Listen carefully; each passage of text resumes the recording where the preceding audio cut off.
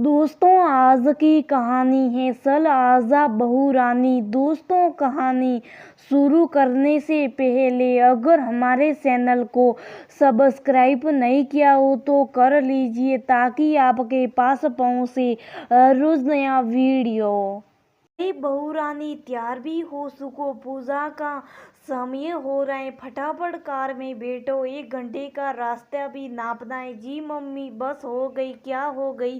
कितना समय लगा दिया? कहा था ना कुल देवी के मंदिर में नारायणी माता के दर्शन से पहले कहा वहाँ के कुंड में स्नान करना ही होता है, तो क्यों नहाने में समय व्रत किया? सासू माँ ने बोलते हुए भौहें चढ़ा ली। दरअसल सास शारदा जी उनकी 3 महीने की नवेली दुल्हन रागिनी और अपने बेटे रितेश को उनके नव जीवन के शुभारंभ के लिए आशीर्वाद दिलाने नारायणी माता के मंदिर दर्शन कराने लिया जा रही थी। शारदा जी के यहाँ अभी कोई योगिल जोड़ा बनता तो सबसे पहले नारायणी माता का आशीर्वाद दिलाता जाया जाता, क्योंकि उनका मानना था कि नारायणी माता के दर्शन से शादीशुदा जिंदगी हंसती महकती रहती है। नारायणी माता का मंदिर शारदा जी के घर से बहुत दूर स्थित था।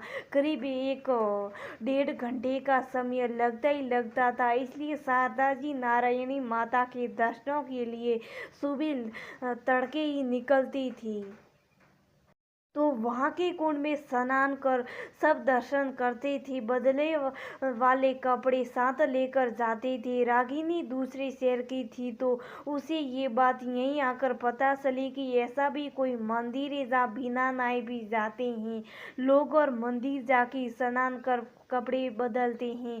परंतु रागिनी तो पहले ही घर से पूरा तैयार हो शारदा जी के सामने खड़ी हो गई। उसी पर शारदा जी रागिनी को आंख दिखा रही थी। रागिनी भी मासूमियत से बोली, अरे पर मम्मी, मंदिर भी कोई बिना नहाए जाता है, क्या फर्क पड़ता है जो तैयार होकर चले जाए। शारदा जी रागिनी का भोला सा मुंह और ऊपर से भोला सा पग सुनकर बोलने की बजाय मुस्कुरा दी। सब गाड़ी में बैठने लगे तो रागिनी नंदनी रागिनी की 13 साल की नंद को ढूंढने बोली, रुकिए माँ। नंदू प्यार से रागिनी नंदनी को नंदू कहती थी, रह गई, मैं उसे लेकर आती हूँ। अरे रहने दो, वो नहीं जाएगी, उसकी पहली महावारी शुरू हो गई, आज ही उसे भी अशुद्ध होना था। कहते हुए शारदा जी ने रितेश को गाड़ी चलाने का इशारा किया। सारी नंदू आ जाती तो क्या चला जाता। रागिनी और नंदू दोनों भाभी नंद कम सहेलियां ज्यादा लगती थी। रागिनी कुछ न बोल सकी, क्योंकि शुरू से माहवारी को अशुद्ध बताकर औरतों के लिए पाबंदियों की शुरुआत कर दी जाती है। 1 घंटे में सब मंदिर पहुंच गए। शारदा जी ने अपना कपड़ों वाला थैला लिया और बढ़ चली सर्वकुंड की और रितेश को कहते हुए, रितेश तू यहीं गाड़ी के पास मिलना, हम अभी आए। चल बहू रानी, जल्दी कर, भीड़ बढ़नी शुरू हो गई है, दर्शन मिलने मुश्किल हो जाएंगे। रागिनी और शारदा जी सरोवर के पास पहुंचे तो शारदा जी तो दूसरी औरतों के साथ अपना सरोवर कुंड में उतरकर स्नान करने लगी, पर रागिनी ने ऐसा कभी देखा नहीं था। कहाँ तो नहाए, कहाँ कपड़े बदले, दूसरे अंगल बंगल का नज़ारा देखकर तो उसे बड़ी सिंग आ रही थी। जगह जगह गंदे सैनिटरी पैड बिखरे हुए थे, पूरे सरोवर में कोई जमी हुई थी। पूरा सरोवर सड़न और बदबूदार गंध मार रहा था, जिससे रागिनों को उल्टी आने लगी, सर दर्द से फड़ने लगा। चल आजा बहू रानी, जल्दी तू भी स्नान कर, कपड़े बदल ले। मैं मम्मी तो नहा कर आई हूँ, मैं ऐसे ही ठीक हूँ। रागिनी नाक और मुंह बंद कर शारदा जी को इशारों से बोलती और सरोवर वाली जगह से बाहर गाड़ी के पास आकर खड़ी हो गई। थोड़ी देर बाद शारदा जी बनाते हुए आई और रागिनी से करने लगी, क्या हुआ, तुझे वहां से क्यों भाग गई? चले मम्मी, दर्शन कर लेते, नहीं तो और भीड़ बढ़ जाएगी।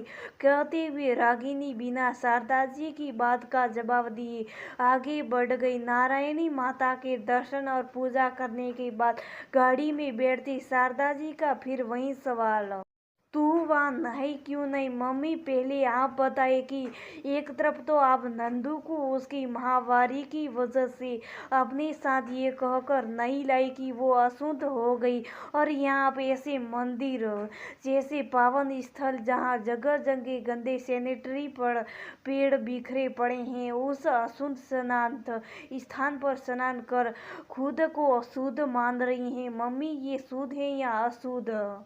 अगर ऐसे गंदे में नहाकर शुद्ध होना कहलाता है तो फिर जो नंदू यहाँ हमारे साथ आकर दर्शन कर लेती तो क्या सला जाता।